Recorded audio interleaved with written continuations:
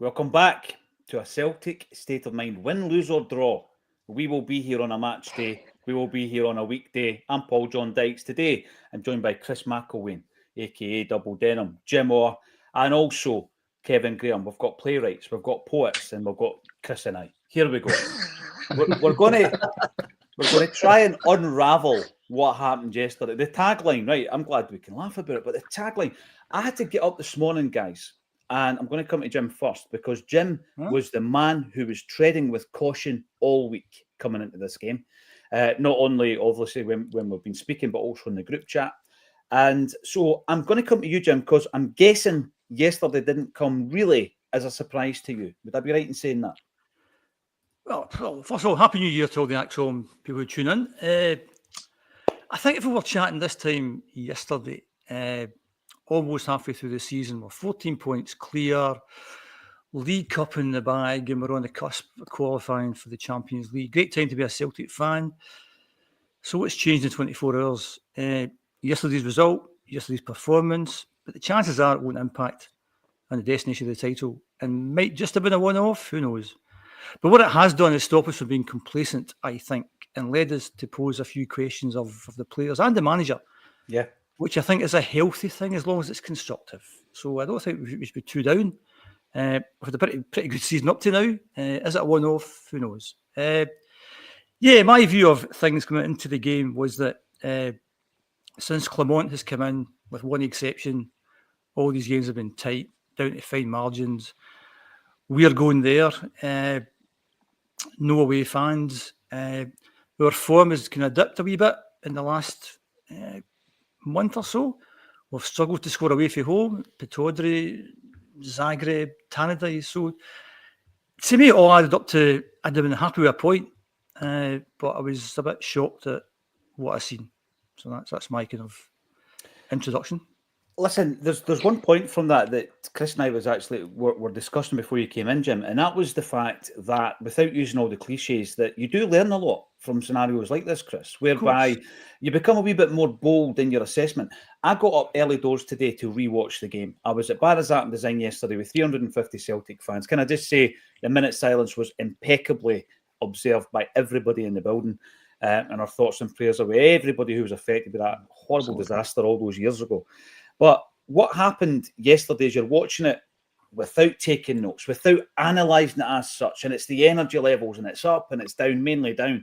But this morning I'm looking at it, and I'm picking holes in our performance, Chris. Wasn't it difficult, by the way? I'm picking holes in our performance. But I want to start off with Brendan Rodgers, right? So going into this game, by the way, it doesn't make any difference as to how I feel about Brendan or where the team is right now, by the way. I just think that it allows us to become very, very bold in analysing the squad and where we need to strengthen. And I'm going to start off going into this game. By the way, I had a 12:30 bulletin ready to go. It was pre-recorded and I pressed upload before I left for Glasgow. And when I got to Glasgow, it says that the upload had been interrupted 3 minutes to go. And it never, ever arrived. So you can still get that on the audio, but not on the YouTube. And I gave my starting 11, Chris.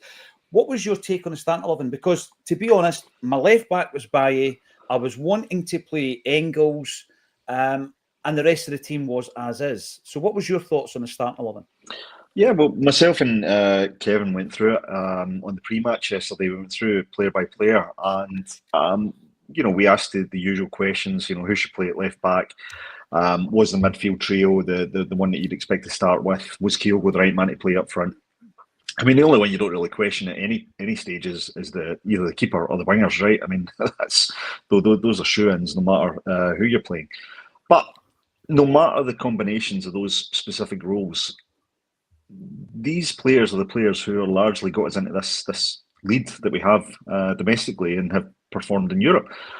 Okay, you may be expecting to see your record signing playing, but I believe he was on the bench due to illness, which is fair enough. But you bring Bernardo in, for example, to play alongside Rio and Kalmak, and you're thinking, well, that's pretty strong. That's not many people would have too many problems with that.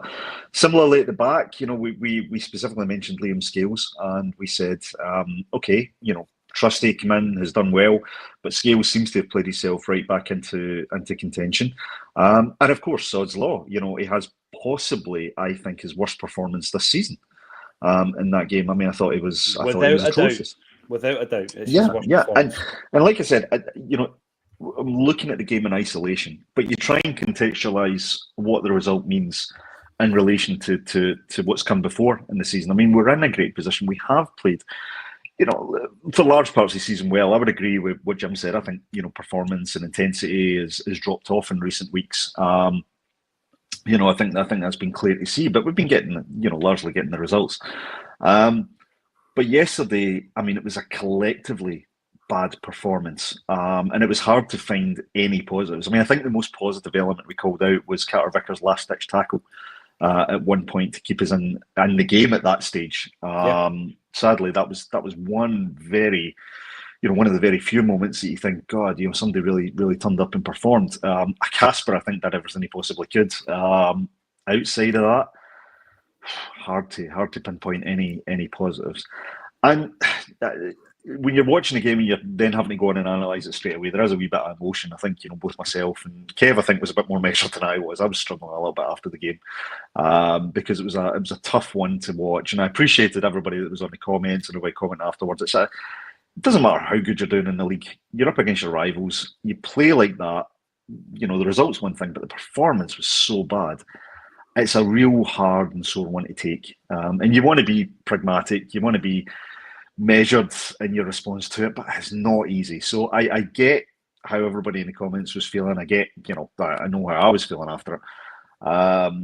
But the day later, you look at it and you look at, okay, is it a blip? Is it a one-off? Or, do we have to watch that we don't go into this kind of, slippery downward spiral, maybe take the wrong reaction to this? So it'll be interesting to see how we come up against St Johnstone. But lineup-wise, to go back to your original point, I don't think anybody would have really had too many concerns on who the manager picked. St Mirren this weekend. I'll say something. Going into this game, Kev, I'm going to come to you because obviously you're the guy with the brandometer, right? And I don't know what yesterday did to that, but in chatting to you before coming on the day, you seemed pretty balanced about the whole scenario.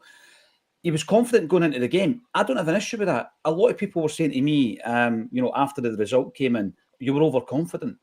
I think we had built up momentum that allowed you to be confident going into the game. The performance that Celtic produced yesterday, I didn't see it coming. Maybe the game or the tightness of the game, I should have seen that coming. But the performance Celtic put out there, absolutely not.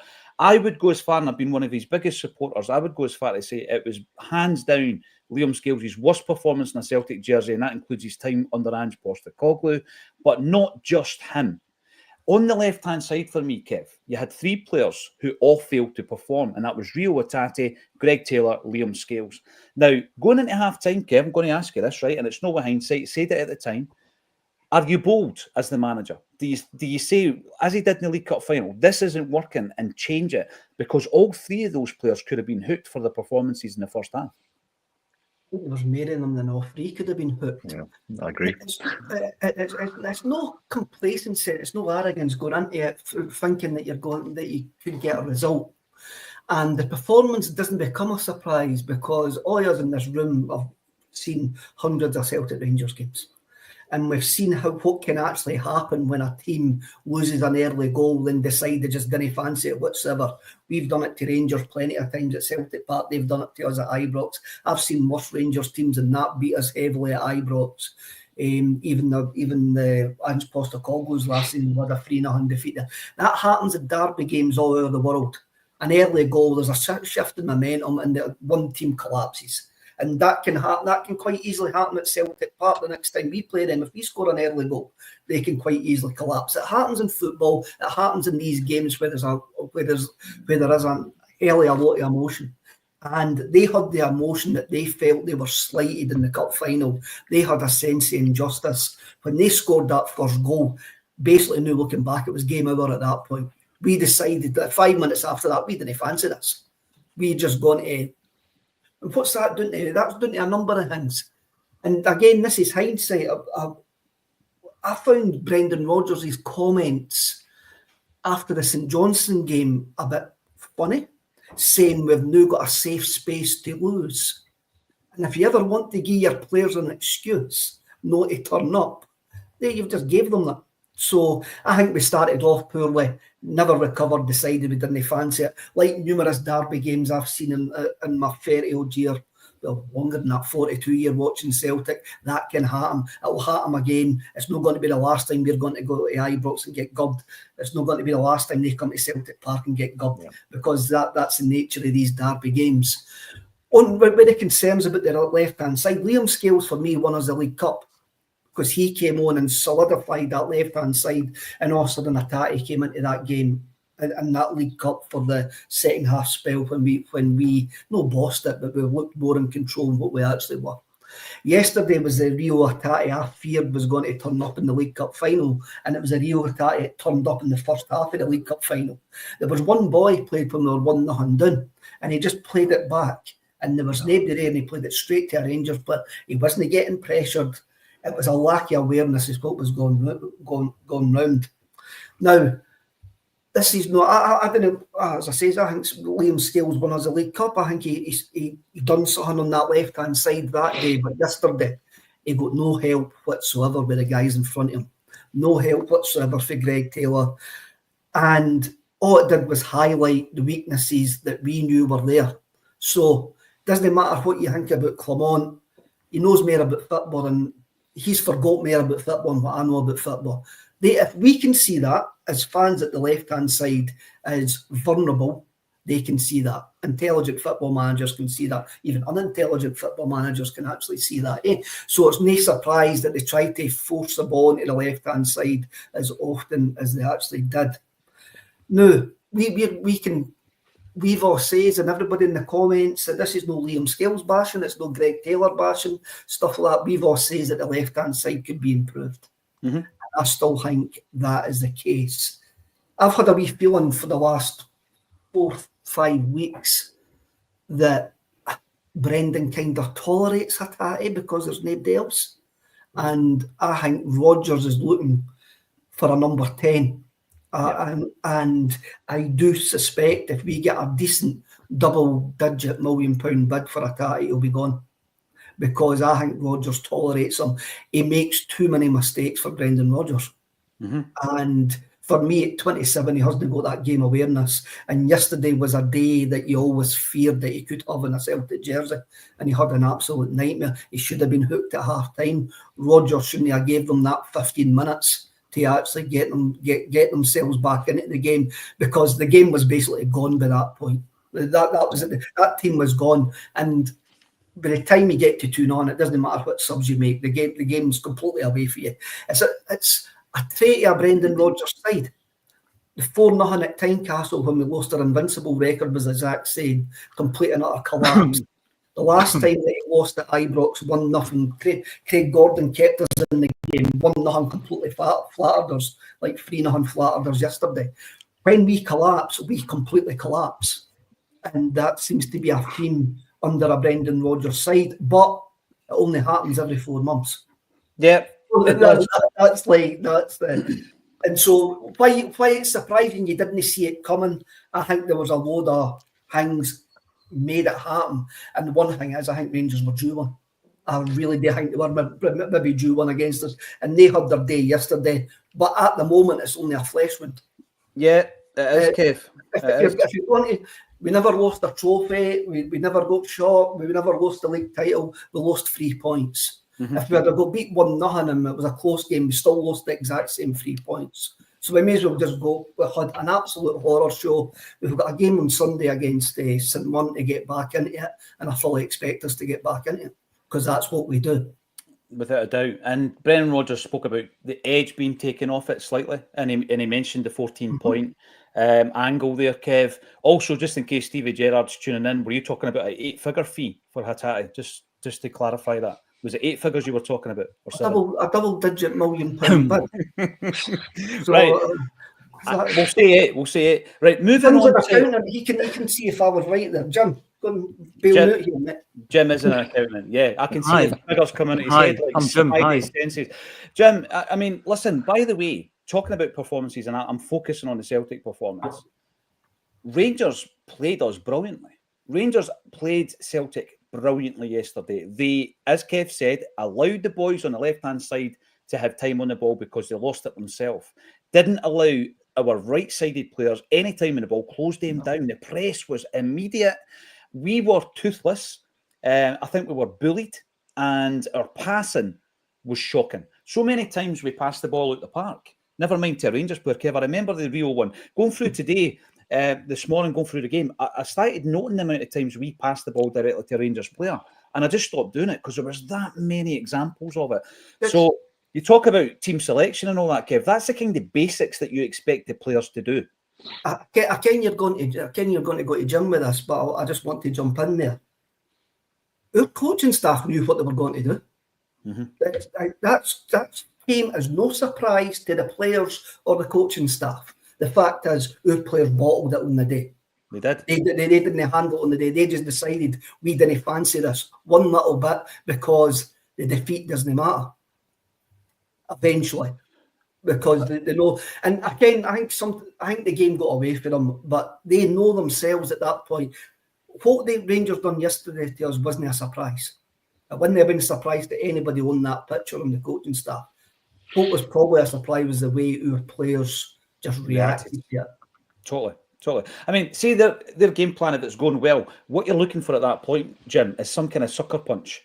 Take the wind out their sails. And I was looking at a few moments in the game today and I was thinking, right, that could have been that moment. The first one was Johnston going through Hadji. And I thought to myself, right, you're going right back to that moment in a derby game where Barry Robson smashes Christian Daly. Right, old school. Then I'm thinking Carter Vickers with that last-ditch tackle, which was brilliant. Maybe that'll give us the energy, the momentum, the wee jag in the arm that you need. Didn't happen. There was other moments. There was the injustice I felt at the end of the first half when Kuhn gets smashed in the face.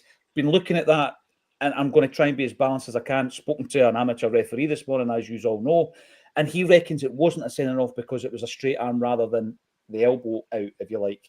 Okay, but it did. It should have given us a reaction. And then Hatate hits the first shot on target 50 minutes into the game. And you're thinking, all of these moments, Jim, should give us that wake-up call, but they failed to do it, Jim. And that's where I tend to agree with Kev, where we kind of bottled it as individuals and as a unit.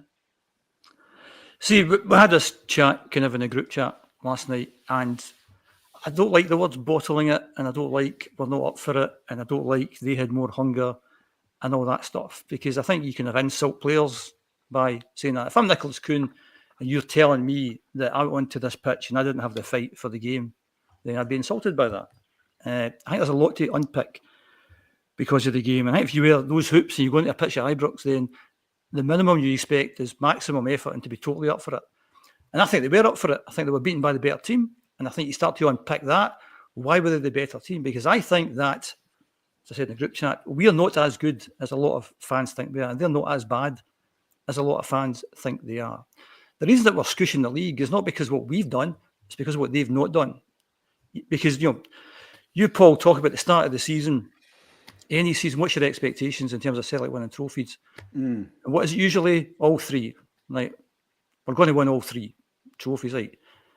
To do an Alan Morrison, what's your XT3? We'll win 3 trophies.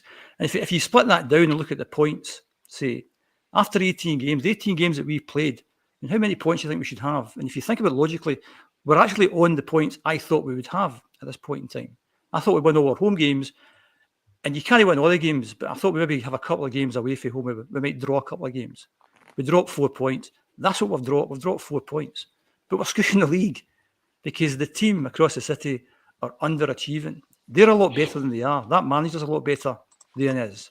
There was loads of reasons for yesterday, but I don't accept things like they were up for the fight more than we were. We bottled it.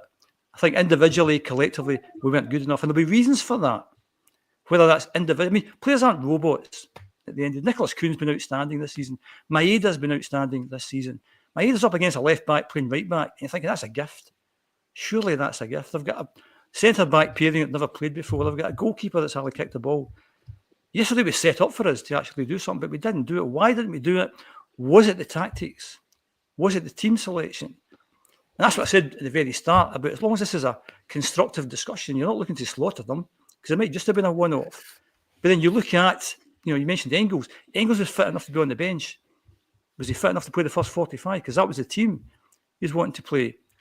Either didn't play, Trusty didn't play. So that's £26 million that we spent at the start of the season. We didn't spend £26 million to beat Ross County at Parkhead. We spent £26 million for those kind of games and those kind of Champions League games. So you then start to unpick all this stuff. So are those three players not good enough to replace Liam Scales, for example?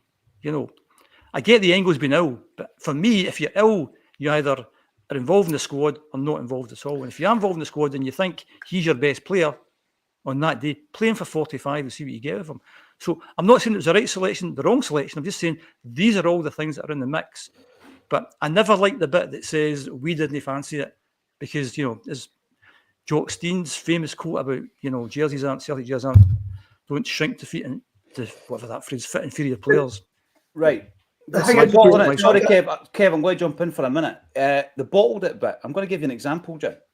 So Liam Scales has got the ball, right? And by the way, the reason Scales is in the team is because he's outperformed the £6 million man.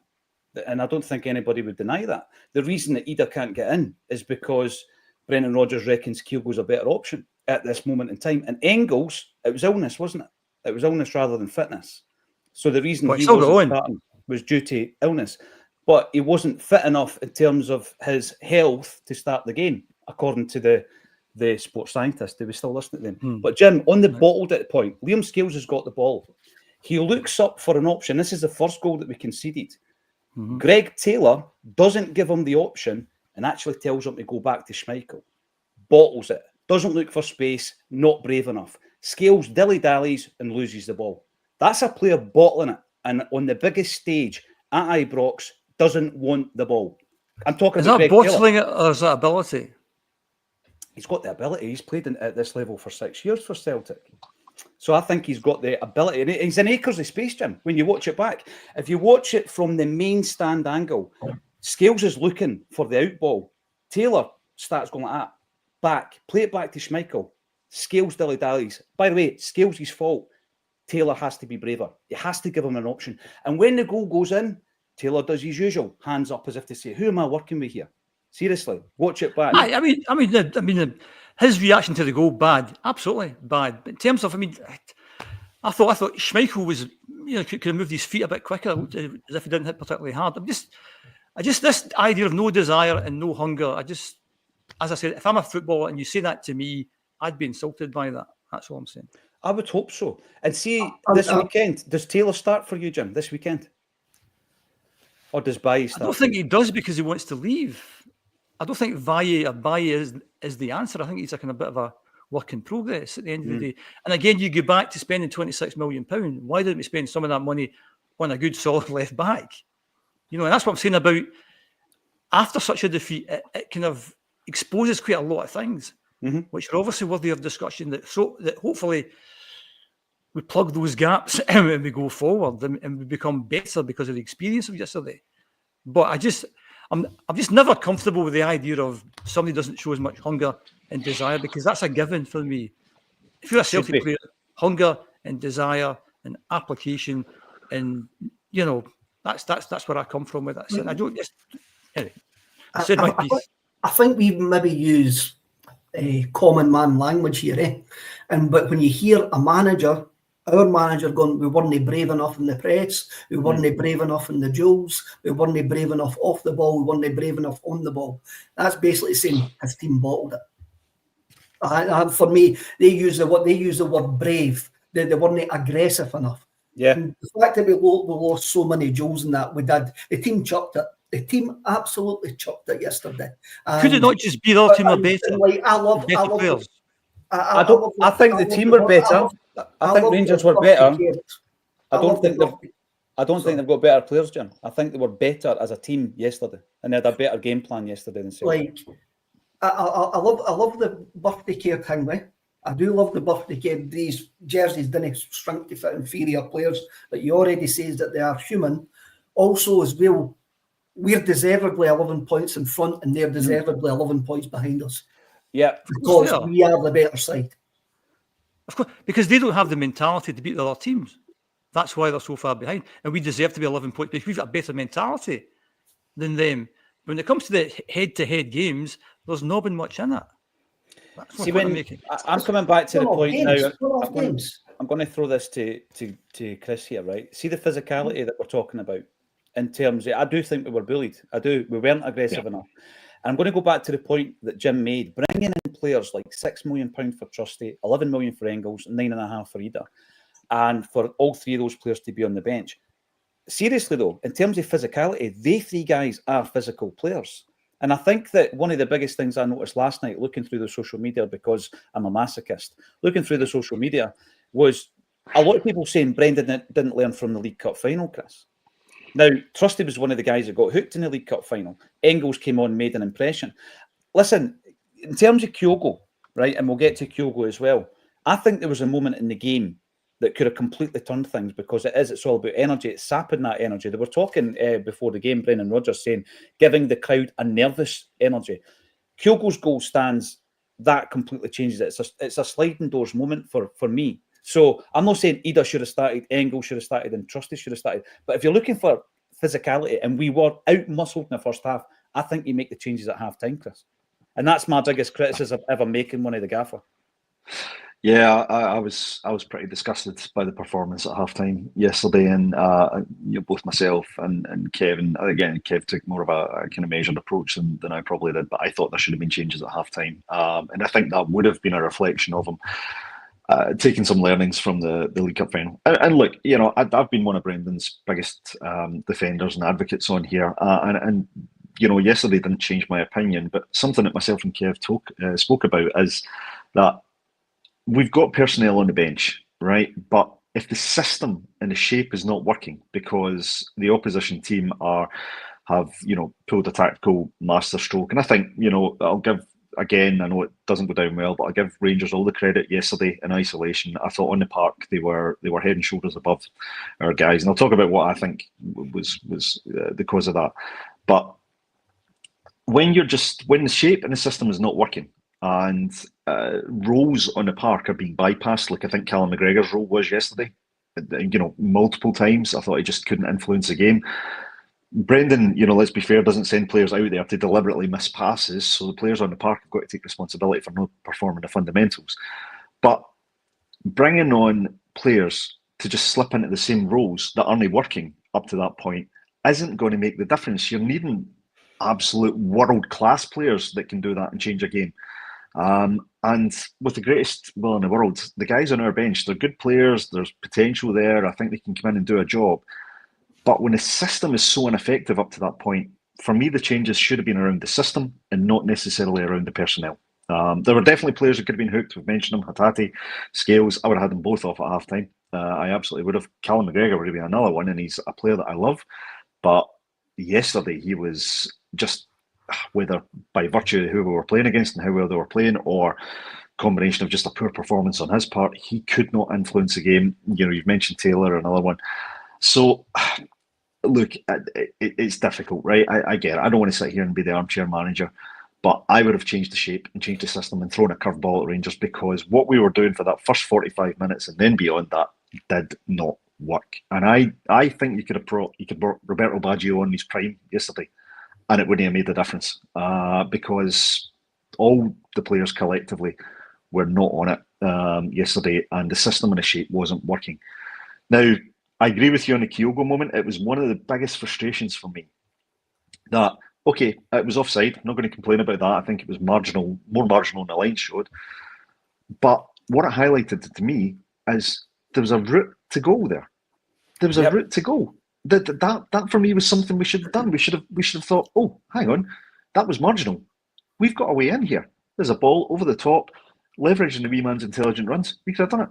What happens? 5 minutes later, he takes Kyogo off, he puts Ida on. And Ida, no, I'm not going to denigrate the player. He doesn't play that way. So the first bit of potential success we get in the game, and we don't take advantage of it.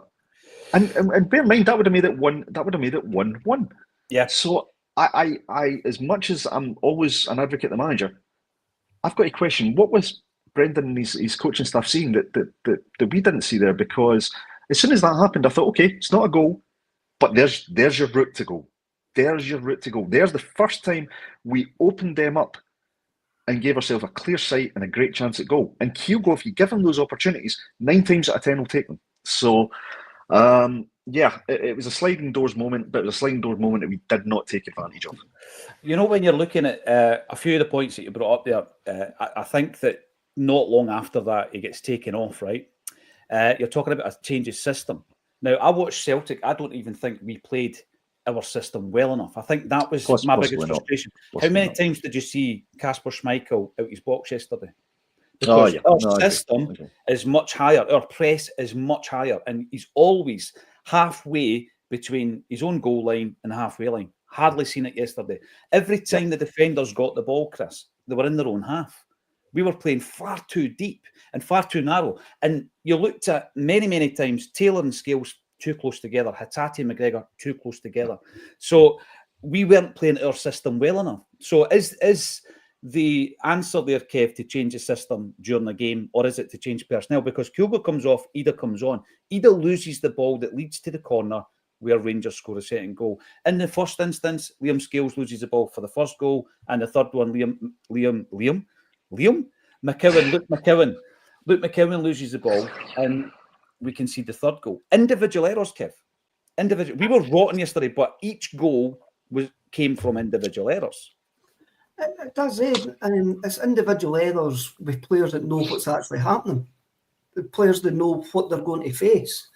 A manager can't really do nothing about individual errors, but as I've already pointed out, but Brendan Rodgers actually said we've got a safe space to lose now, which is one of the most bizarrest comments that he's made.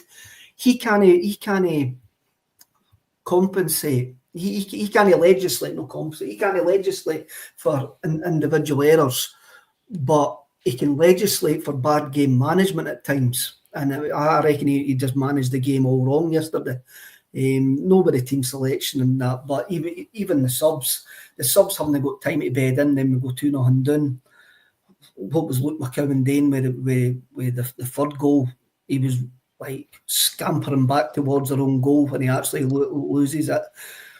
It was just a day when everything actually went wrong, and sometimes you've just got to chuck your hands up and go right and move on. And I think that's what the team sort of done, especially when it went to 2-0. And it says, like, let's just get out of here. Let's get out of here. We'll dust down and we'll get on with it. I'm always. I mean, if it was been really flippant, I remember the first time I met him, and when he was talking about the Save Ourselves campaign, and he always used to say we were gathering momentum, then Celtic would beat Rangers and everything would fall away. Mm-hmm. And I think if you asked every Rangers fan this morning, would they want to come on and they're happy with the board, they would say aye. But wait till the next time that they drop points. I know. So it had a wee bit of a 90s vibe to it yesterday for me, but then that could probably be hung with as being arrogant. Well, I think we'll definitely drop more points. The fact is, I was confident going in because we're 14 points clear on the better side. Celtic at the I think end they'll definitely drop. Sorry, I think they'll definitely drop points and we'll definitely win the league. I think, but we're looking internally at ourselves, and after such a defeat, you're then saying, well, how can we unpick this? Now, this season, our two best players, I think, are Maeda and Kuhn. And these are the guys that are scoring the goals and assisting. And neither the two of them get the better of their fullbacks yesterday.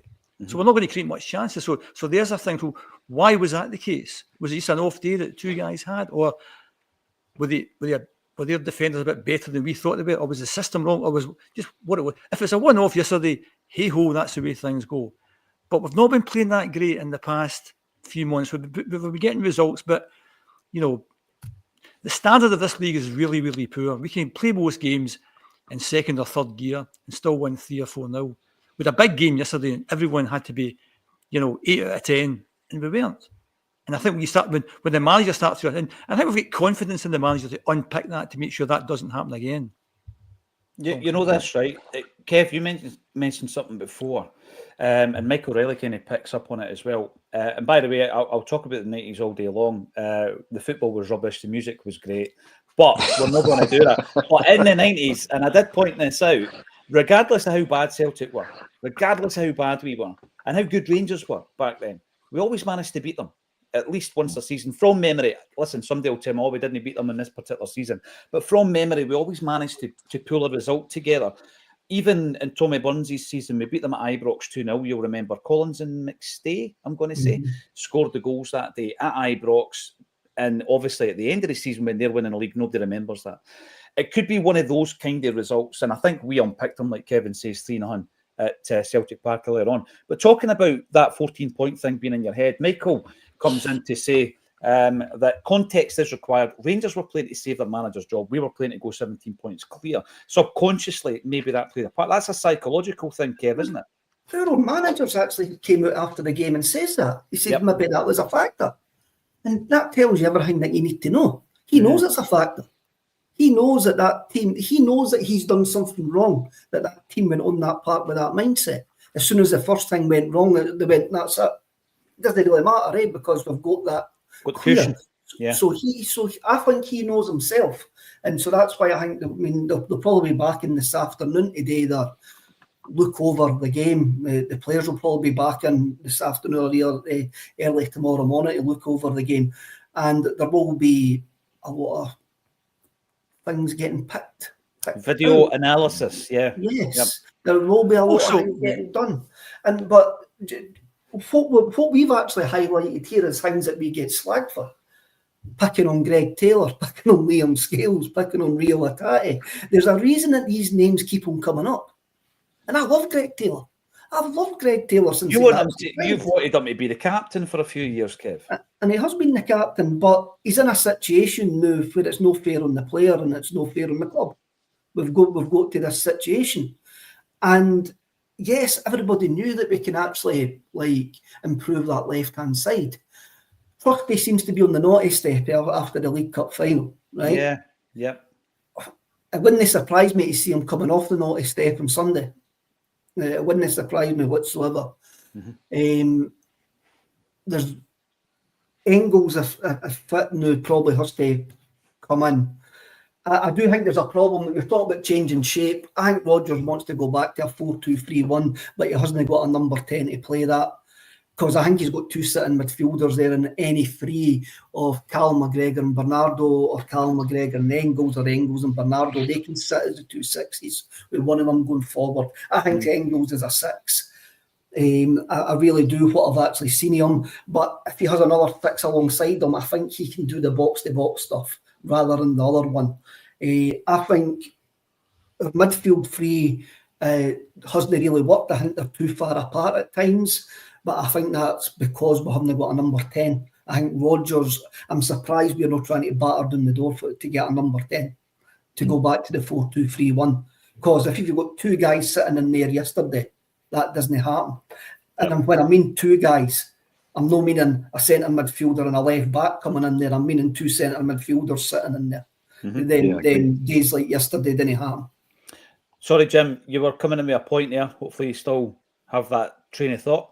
No, I think there's a couple of things that came to mind. Getting back to that kind of personal performance thing, that a couple of players, like Greg Taylor, wants away. So he's playing in the biggest game of the season. That's his chance to show what he's made of. So from a personal point of view, he's got massive incentive. Nicholas Kuhn wants to be in the German team. Here's the game that's going to be shown worldwide to show what he can do. So that's why I don't think people chuck it, because they've got an incentive to do well themselves. Secondly, I agree with Kev there about the Engels thing. The St Johnstone game last week, I kind of texted at half-time, was actually one of the most enjoyable games of the season. Okay, it was only St Johnstone, because what the players were doing, they were looking to play forward, not looking to Callum. And so much of the play this season as we go back, and you talked about Greg Taylor pointing back to Schmeichel, that's been the kind of the way we've played most games, along the back, along the back, along the back. We very rarely go forward. I'm going to make a wee quick point, because I just recall what it was. Alan Morrison's done this thing in Lisbon. I don't know if you've listened to it, seen it. It's an outstanding thing, analysing Lisbon and what happened in Lisbon and all the stats behind it. It's a fascinating listen. And they talk about the number of touches players have. Billy McNeil had less than 30 touches in the game, which is about a third as much as a Liam Scales has in the game, because basically back in the day, they'd play the ball forward quickly and off you go. And for our defenders to have 90 touches in a game, that's That just shows how much we just play the ball around the back. We don't get forward enough. I thought against St Johnstone, although it's just St Johnstone, the tempo was much quicker. We moved things much quicker. I'm not saying we should drop Callum McGregor because he's a linchpin of the team, but it was interesting watching that game last week and how we played. There was a complete contrast to the game yesterday. That was and by the way, see on Callum though, see on performance level only, Chris. He is not beyond criticism yesterday. No, the amount of times not at he all. lost possession, the amount of time he was out-muscled, the amount of times Celtic won a header, Carter Vickers mainly, and the ball went straight to Rangers. Yeah. We were not protecting the back line at all. So Callum McGregor yesterday cannot avoid criticism. I thought he was pretty poor as well. Yeah, I said at half time, and it almost feels sacrilegious sometimes to criticise a player like Callum McGregor, but he's not above reproach. I don't think he would hold himself above criticism either. To be fair, I don't think the problem is Callum McGregor, the player, and his ability. I think it's where we're positioning him. I think exactly as Jim says, Callum McGregor is not a number 6. And I know that people hate the number 6 and number 10 the definition, but he's not that holding midfielder. He's not the Neil Lennon. That's not Callum McGregor's game. And I don't necessarily think as he's advancing in age, I think he's becoming a really good footballer, good intelligence, but he doesn't have the energy to play that role. Engels, for me, is a natural replacement for that role. He's a natural fit for that number 6 position. So I think there was this perception when we bought Engels, he was going to be the next Matt O'Reilly. That's absolutely not the case, and it's been evidence that that's not the case. He is not that type of creative Tom Rogic style type player who can, produce this masterful assist out of nothing. That's not Engels' game. But what I do like about Engels is when you've said it, he's got a bit of physicality. Seems to have a decent footballing brain. I like his positioning sometimes and his ability to pick out a pass. Look, he's young, and I know he's not hit the heights yet. But I would love to see him be the kind of connective tissue between the defence and the kind of more advanced midfielders, of which you can include Callum McGregor. I mean, we're getting frustrated with Rio Haddadi and how he's playing. Well, you know what? Take him out of the team. Play Bernardo and play Callum McGregor in those two traditional central midfield roles with Engels supporting them and behind. And to, the point that Kev made, which I 100% agree with, we need a number 10. And I actually think we've got one in the squad at the moment who is not really fitting into the system, and it's Kyogo. Play him at the back. I thought you were going to say Lewis Palmer there. Honestly, I thought you were going to say Palmer. Lewis Palmer's gone back to no. He's gone from here. That man's dead. No, he's not. Haksabanovic. No, it's Kyogo, right? Because I always think a number 10, and number 10s, traditional number 10s, Baggio, Del Piero, all these kind of players that I grew up watching and loving. They weren't blessed with massive amounts of pace. They weren't, the ultra brilliant players. But what they were is they were intelligent. They had good movement, good vision, and they could link the play. Sometimes when I see Kyogo coming deeper, he does that. He's got good movement, good touches, good link up. But when he's playing the most advanced, you don't get the benefit of that. So I would actually move Kyogo back slightly and have him be the connective tissue between the midfield and the attack and playing that hole. And I think he would still get you goals, but I think he would get the assists as well. The other sort of radical change I would like to see, people are starting to read my head now. I think they're starting to find ways to just stand back off and don't allow him to do that overlap, that get past and that kind of thing. And I think Maeda has been great this season. I would love to see him playing up front. I think with his pace and his movement and his directness, and you take away the responsibility to have to play a good cross in, I think he would bang you goals, double figures every single time. Listen, Liam Carrigan would agree with you, and he watched Maeda for years before he came to Celtic. One of the points Jim made earlier on, and I'm keen to bring the comments in. Sorry, guys and girls, I've not done that yet, but I will. Can I bring one in before you do that? Actually, just because not that one, because this one I love. So, Lucy, thank you very much. That's my favourite comment of all time. Get it laminated for the fridge. I'm sure there's some sarcasm in there as well. There probably should. Manager of who? Sorry, I missed that. or what? Or what? Yeah. Jim mentioned Tesco. The wingers, and I agree. The wingers have been tremendous this season. Yeah. The biggest issue, and it kind of bleeds into the point you make there, Chris. You move Maeda, or you've got Kuhn, who, incidentally, watching it back today, he gets stamped on in minute 1, and he gets, I'm going to say, hit in the face rather than elbowed, because I was corrected on that one in minute 45. he seemed a wee bit subdued. There you go, Jim. Rather than bottling it, he seemed subdued due to the treatment of the left back.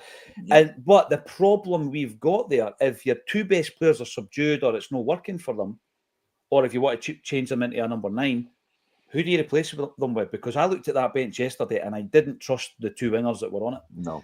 This is the biggest problem I think we've got just now. Kunameda have been fantastic. Yesterday they weren't for different reasons, but we didn't have enough quality on the bench, Kev, to replace them. And that was a bit of a concern for me as well. Jota. Excuse me, sorry. Wing-wise, yes. The loss of James Forrest has been massive. Yep, and you've actually seen that. Know that Forrest maybe would have helped us yesterday, but it's still a better option to come off with the wingers. Wingers are notoriously flaky, ain't they, though? And you've got to maybe have 4 options, 2 for each wing, because wingers are notoriously flaky. Kuhn had a bad day yesterday, but Maeda, you tell after 5 minutes if he's going to have a good game or not. He can be his first or second touch if he's going to have a good game. And one of them was yesterday. He just went like, he's no on this at all today. I would like to see him through the middle. When we started clipping the longer balls in the first 5 minutes of the second half, it would probably be a point of playing him. I mean, we're talking about the formation changes and all that, but we're 11 points clear after 18 games. We've won the League Cup. We've got a hell of a good chance of progressing into the playoff stage of the Champions League. It's not a time to chuck the baby out with the bathwater here. It isn't enough time, but I do think that there is areas where we can be improved, and the areas are, I think we need a number 10. We will need another left back. That is extremely clear now. And I do think there's maybe a wee change of shape having to come in. Maybe it's still a 4-3-3, because if you go back to some of the European games, when we've actually took control of games in Europe, it's been where Atati's got closer to Callum McGregor.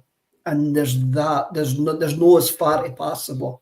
There's no as far for the ball breaks, it can pick up the second ball. And that's maybe something that we've got to look at against better sides, that you've just got to, no, 2 years can't. That's one thing happened in Dortmund. You had McGregor sitting there absolutely exposed, and I think McGregor was exposed again yesterday.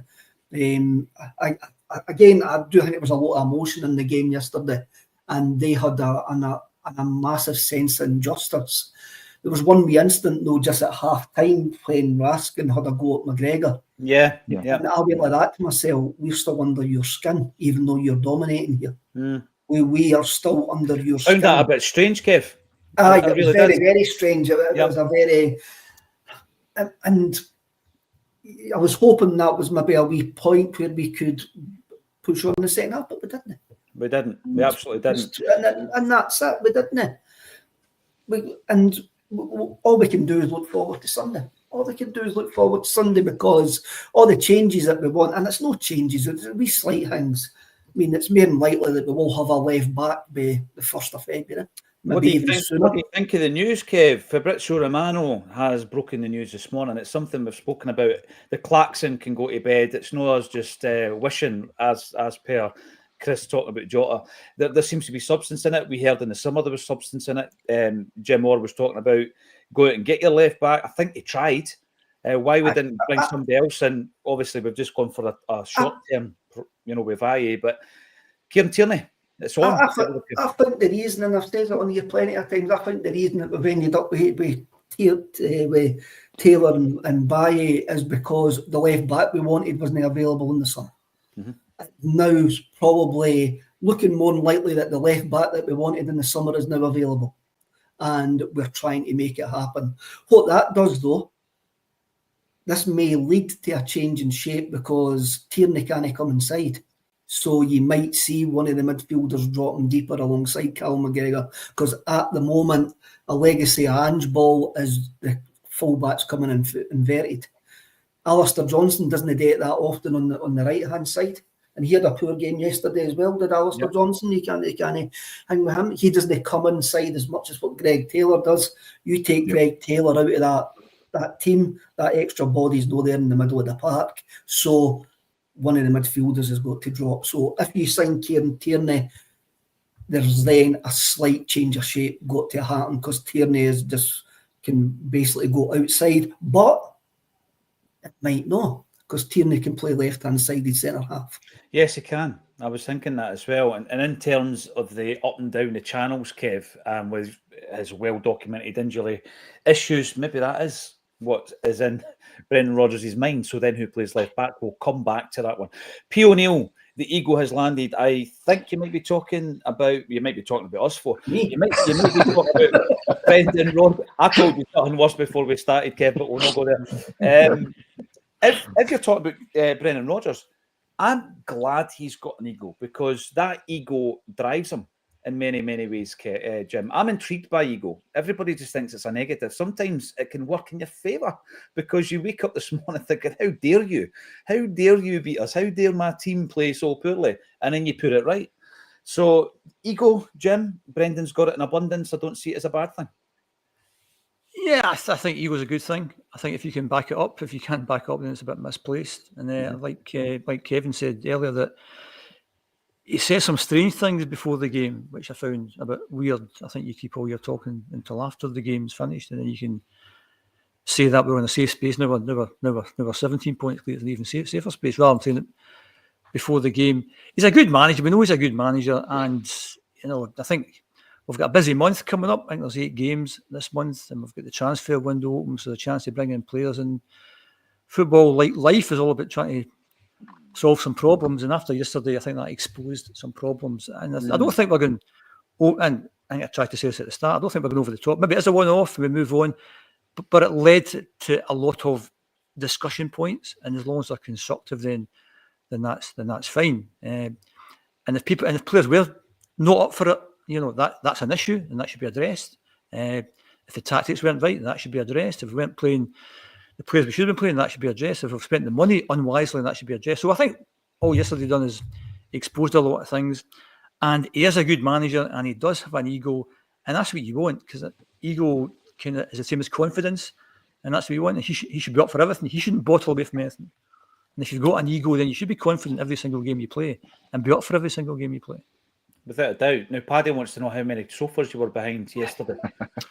Well, that's a different type of... I mean, I think before the game, you're not anticipating couches at that point in time. After the second goal, you're kind of reaching for a couch or two, but up to that point, it was all right. I started with 3 or 4 this morning before I rewatched the game. I want to touch on... I know Chris went into some detail yesterday about the coin throwing incident. I do want to touch on that, but I also want to get some more comments coming in. So, Celtic champions, welcome to the show. You're commenting on the YouTube. Is that a ferret? Are you taking a ferret for a walk? Is that what that is? Well, correct me if I'm wrong. Never seen us give the ball away so many times in one match. Brutal. Honestly, I started listing them today and I just gave up. We were consistently giving the ball to Rangers. And it's unlike us. Johnny Smiley, welcome back to the show, Johnny. Only reason I can think of is the players were spooked by the constant high press. This goes back to my point I was going to make as well. I don't think we're talking about change of shape. I don't think the shape worked when we were defending. So Rangers played the high press. We were defending and our shape didn't work because we couldn't get out of it. And every time, even like Carter Vickers with a defensive header knocked the ball out, we couldn't get out of that space. That shouldn't happen, of course, but why else to a man? CCV accepted. Did they all lose the ability to pass? It was so unusual yesterday. And this thing about being spooked, I think it can happen. I'm not going to go into the fact that there was no Celtic fans there, but in terms of the energy, if you don't get that energy on side, and it's the negative energy Brendan was talking about, it's hard to pull it back. I agree with Kevin about. I think until the second goal in, we were still under their skin a bit. And if you refer back to the 90s, if we went 1-up, you're thinking they'll equalise at some point. Even if they're dominating, they will equalise at some point. And Andy Gorham is saving everything that's going, and McCoy's will go up the park and equalise. And until that second goal in yesterday, I kind of felt watching the game that their fans are thinking we'll score at some point. And when we did score and it was offside, you could see the relief in the stadium. They haven't scored yet. I mean, the second goal went in, they thought that's kind of game over at that point in time. Yeah, going into half time, Jim, I kind of thought myself, Rangers really should be 2 up here. And the fact that they're not should actually work in our favour. as I said, I know Chris spoke about the coin throwing incident, and again, I watched it this morning. Obviously, horrific, Kev. But there's a couple of issues with that. There's a couple of issues I don't think we deal with it that way. I don't mean Celtic as a football club. Just football in general doesn't deal with that very well. Because generally speaking, when something's thrown on the park, right, it's thrown to harm the individual. So it's not a sandwich, right? It's normally a bottle or a vape or a cannabis grinder or coins, right? And the first thing that happens is whatever has been thrown should become evidence, and you saw it going into an evidence bag at the side of the pitch. But by the time it gets there, Kev, it's been contaminated by 3 or 4 different individuals picking it up and passing it along. And you're looking at that situation thinking it's amateur hour.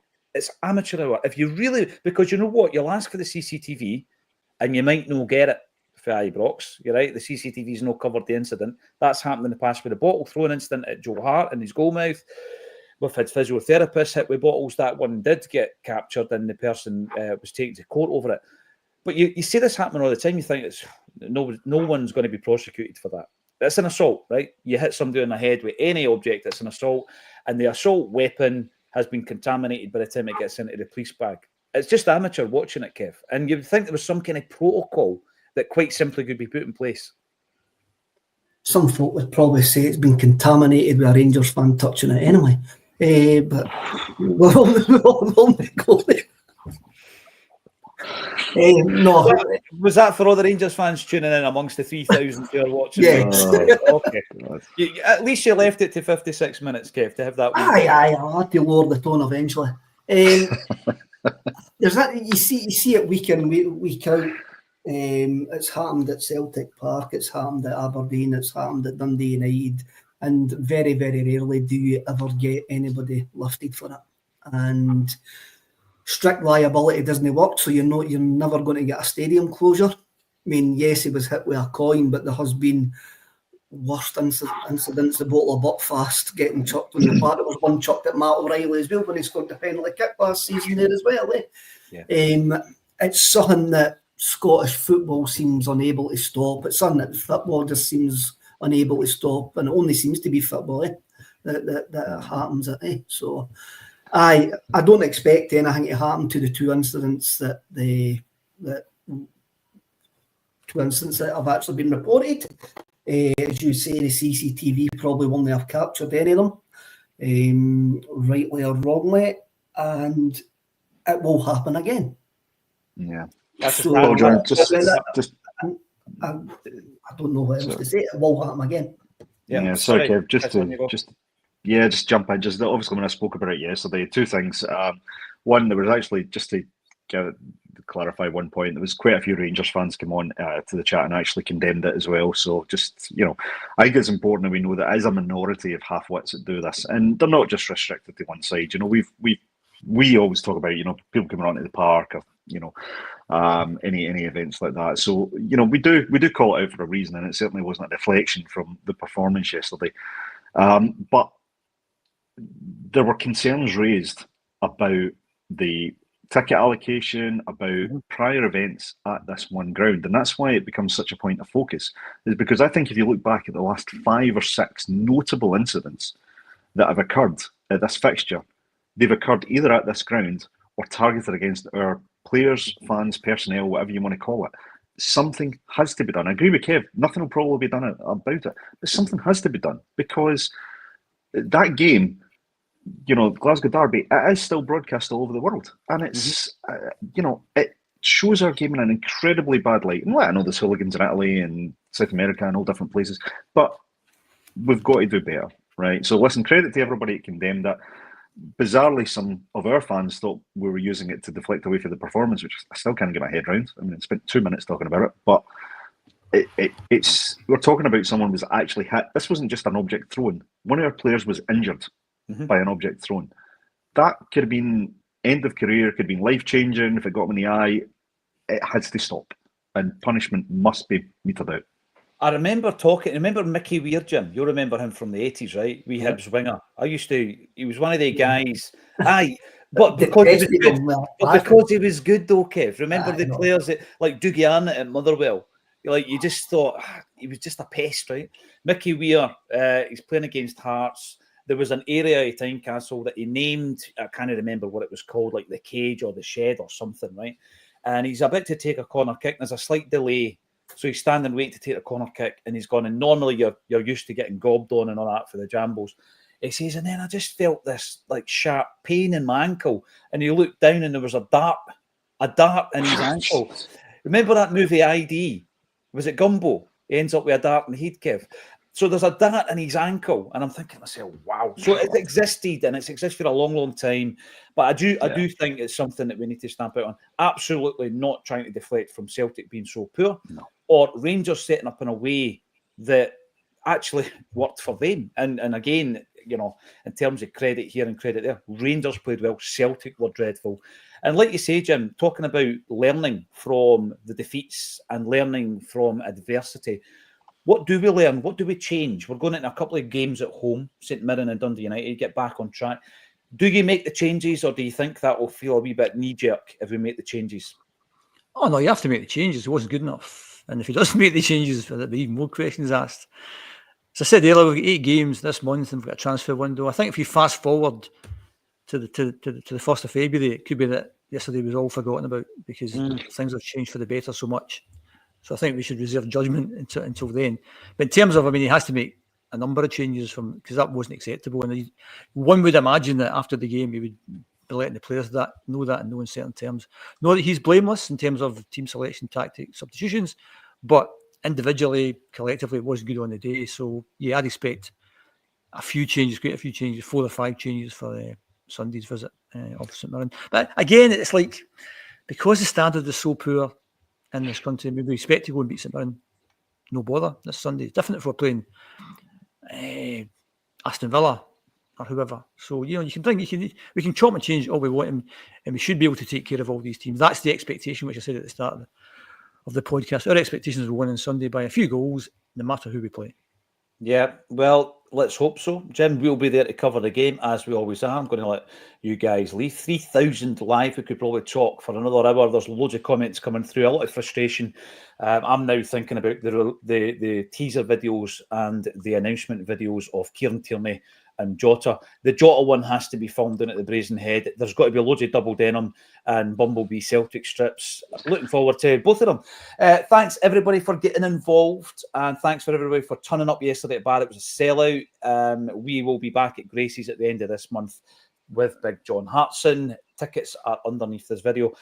Again, thank you for your support. We're here, win, lose or draw, every single day. So thank you to Chris McElwain, Jim Orr and Kevin Graham for joining me on A Celtic State of Mind.